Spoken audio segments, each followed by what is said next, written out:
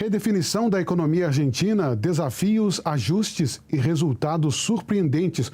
Com Milei, conseguiu baixar a inflação, o valor do dólar na Argentina. Veja na matéria. Quando Javier Milei assumiu a presidência da Argentina em dezembro de 2023, a economia enfrentava uma inflação galopante e um dólar em alta. A inflação, que chegou a quase 13% ao mês, dobrou. E o dólar azul subiu 25% até o final de janeiro. Milei, um economista recém-chegado à política, implementou cortes drásticos nos gastos públicos, o que no início gerou incertezas e muitas críticas. Para enfrentar o déficit do Tesouro e do Banco Central, Milei cortou 1/3 dos gastos públicos e reduziu as emissões de moeda, alcançando um superávit fiscal raramente visto na Argentina. Ele também desvalorizou o peso, ajustando a taxa de câmbio oficial para níveis próximos aos do mercado paralelo, o que ajudou a liquidar os passivos remunerados com juros reais negativos. Essas medidas resultaram em uma redução significativa da inflação para 3,5% ao mês, a mais baixa em 3 anos, e estabilizaram o dólar paralelo. Apesar das críticas, Milei manteve o superávit fiscal e as estratégias de desvalorização controlada do peso, visando a convergência das taxas de câmbio oficial e paralela. A regularização de até 100 mil pesos de capitais não declarados também contribuiu para a oferta de dólares, ajudando a estabilizar a moeda, diminuindo a inflação e refletindo a confiança do mercado no governo. E o dólar paralelo, que atingiu o recorde de 1.500 pesos em julho, hoje está em níveis semelhantes aos de janeiro. Críticos argumentam que o déficit fiscal do Estado não desapareceu, mas apenas foi ocultado, e que os ajustes poderão resultar em uma nova espiral inflacionária e aumento da dívida pública. No entanto, Milei descarta uma nova desvalorização e segue valorizando o dólar oficial em 2% ao mês. O governo libertário de Milei continua a buscar a dolarização da economia e a livre competição cambial, enquanto minimiza preocupações sobre a economia real. O Banco Mundial e o FMI projetam um crescimento de 5% para a Argentina em 2025. Mas resta saber se isso se traduzirá em uma melhoria na vida dos milhões de argentinos que vivem na pobreza. Eu me lembro muito bem quando o Jair Messias Bolsonaro venceu as eleições em 2020, em que ele ganhou e a economia estava reagindo. E os críticos, né, que não são de direita, os críticos são de esquerda, porque a maior parte dos economistas, uma boa parte dos economistas são mais de esquerda, sempre faziam avaliações desastrosas sobre o que iria acontecer com o país em relação à economia. Isso não tem sido diferente com a questão do Milei, né? O Milei acabou de entrar, está estancando a sangria e tentando fazer com que essas mudanças aconteçam. É tudo muito gradativo, não dá para desfazer 4, 5, 6 anos de destruição em poucos meses, mas a mídia militante e os economistas militantes sempre vão colocar empecilhos ou uma visão terrorista sobre o que vai acontecer com o futuro do país, mesmo ele fazendo um belo trabalho. Complicado, hein? Na verdade, o que Milei fez na Argentina, ele já chegou cortando o gasto do governo, né? Entrou enxugando a máquina, igual o Bolsonaro fez quando assumiu a presidência em 2019, e Milei seguiu o mesmo exemplo. Tanto que a forma que ele passou a governar o país já trouxe resultados. Já a inflação já baixou, já teve resultados positivos em diminuir a inflação do país. A crise que estava no governo anterior já mostrou resultados positivos em melhoras. Só que a mídia mundial e a mídia própria da Argentina, eles não têm interesse em falar dos pontos positivos. Então, sobra poucos meios de comunicação que conseguem levar isso para o público, fora do país em si. Mas a gente tem acompanhado em alguns canais conservadores as informações de fato que está acontecendo. E é isso, se o governo ele não fechar as portas para os gastos, não diminuir, o país ele não vai conseguir se recuperar. Nós temos aí décadas de comando de parte da esquerda. Aí tivemos um presidente aí que ficou um mandato na Argentina, mas aconteceu com ele igual aconteceu com o Bolsonaro, quando o presidente lá anterior ao que Milei derrotou agora, o governo atual, ele governou o país, só que aí aquela militância bancada pelo governo anterior foi para a rua e inviabilizou o mandato daquele governante na época, né? Me fugiu o nome dele aqui agora. E o Milei entrou fechando as portas.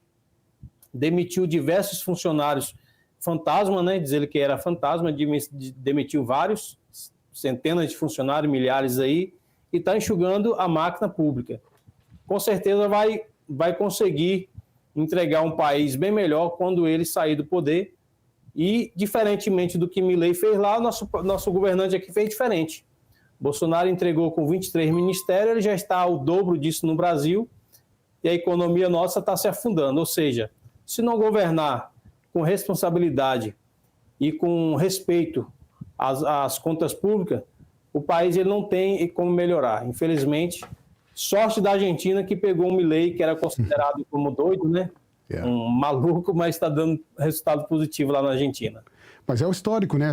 As pessoas sempre vão avaliar os melhores caráteres como doidos, né? A gente tem o exemplo do Enéas, que foi um cara que muitas pessoas hoje em dia até se arrependem de terem feito as avaliações que fizeram sobre ele, já que o Enéas tinha um conhecimento fenomenal sobre economia, sobre mundo, sobre países e sobre o Brasil, inclusive. Era um verdadeiro amante do país e foi colocado como doido, como louco, para poder desmerecer a sua capacidade.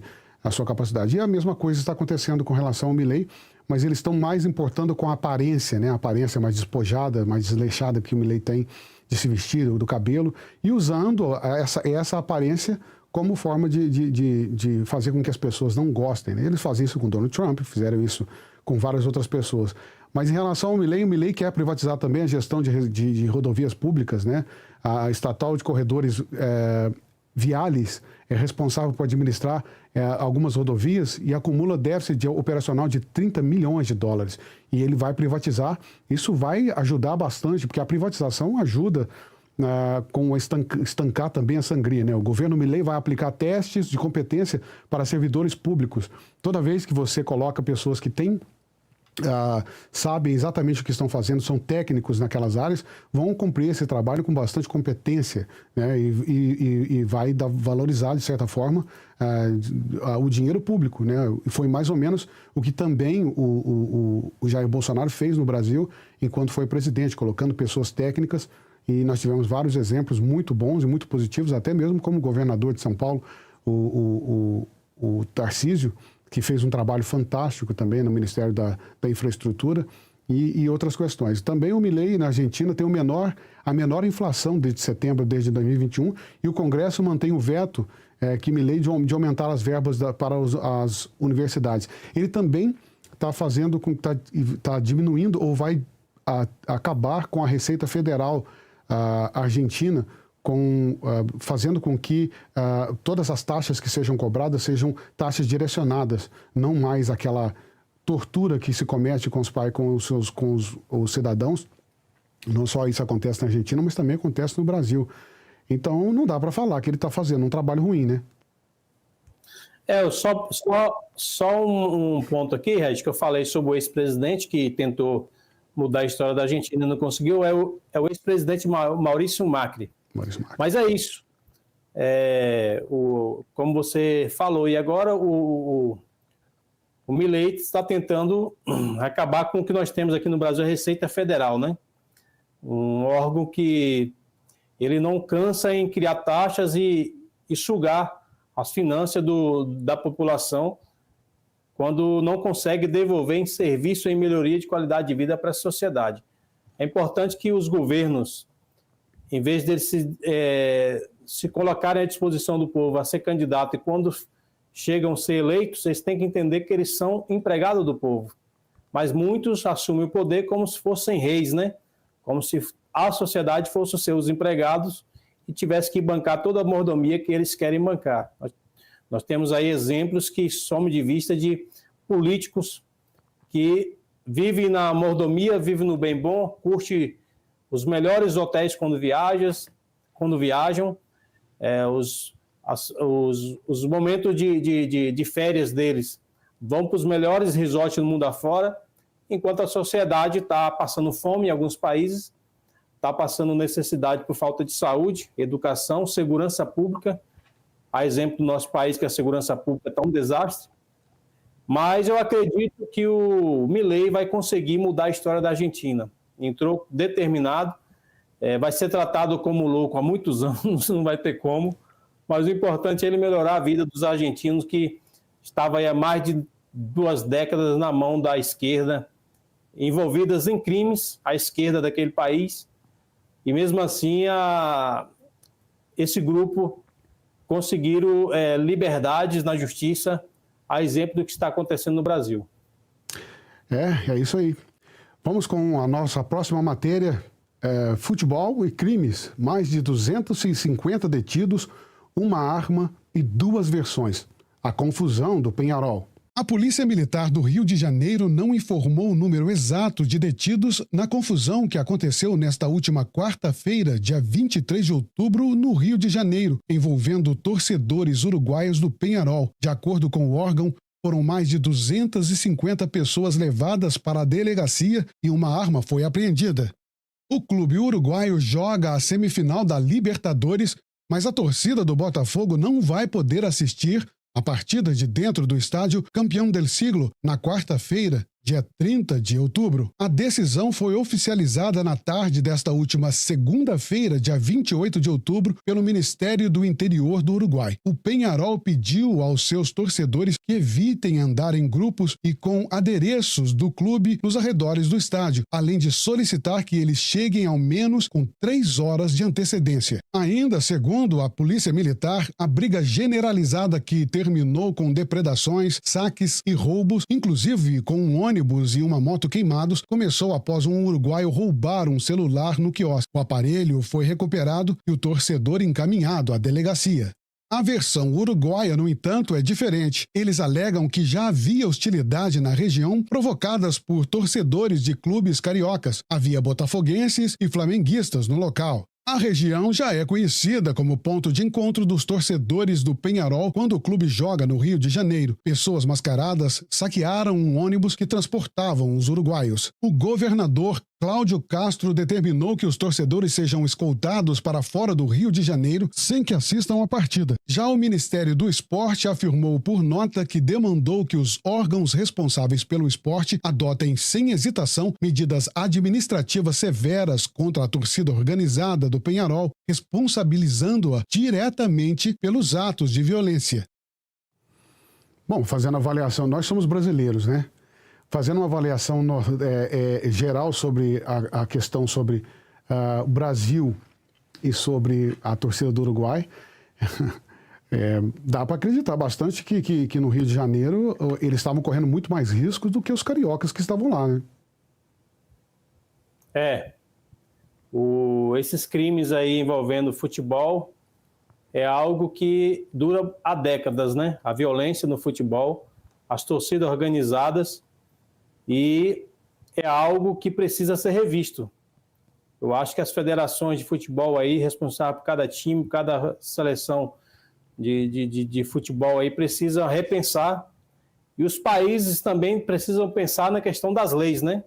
Você pega aí pessoas que não tem nada a ver com a confusão, tá indo assistir um jogo de futebol com a camisa do seu time, se depara com agressores do time rival aí e tiram a vida das pessoas. Outros ficam deficientes, né? E a vida da pessoa muda quando não perde a vida. Então, eu acredito que deve haver penalização para os times e também para os envolvidos, até porque essas torcidas organizadas, a gente não vamos generalizar aqui, mas muitas são justamente para criar o caos, para criar guerra, e aconteceu o que aconteceu aí. E a justiça precisa ser feita, responsabilizar os culpados e evitar que futuramente outras pessoas não venham se tornar vítimas nesse segmento do esporte. Sem dúvida precisa ser avaliado, precisa ser investigado, é claro. A gente faz as análises baseando no que a gente conhece sobre o Rio de Janeiro, conhece sobre as torcidas organizadas e o quão perigosas podem ser as torcidas organizadas no Brasil. Já houveram várias tentativas de terminar com isso, inclusive, para que essa violência termine ou essa violência diminua também, né?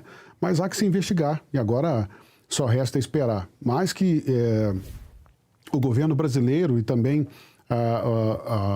o governo do estado do Rio de Janeiro, obviamente, vai puxar um pouco a sardinha para o lado do país, né? Mesmo que toda essa confusão não tenha começado de alguma forma pelo Penharol ou não. Mas o jeito agora é aguardar as investigações, né? Precisa analisar cada detalhe aí e, de fato, responsabilizar os culpados. As torcidas organizadas, quando acontecer esse tipo de crime por torcidas organizadas, eu acho que a penalidade tem que ser maior, até porque são pessoas que têm conhecimento de causa e os planejamentos que podem ter sido feitos para causar transtorno na vida das pessoas. Então, a justiça precisa fiscalizar, identificar cada culpado e a justiça dar a sentença merecida para cada um.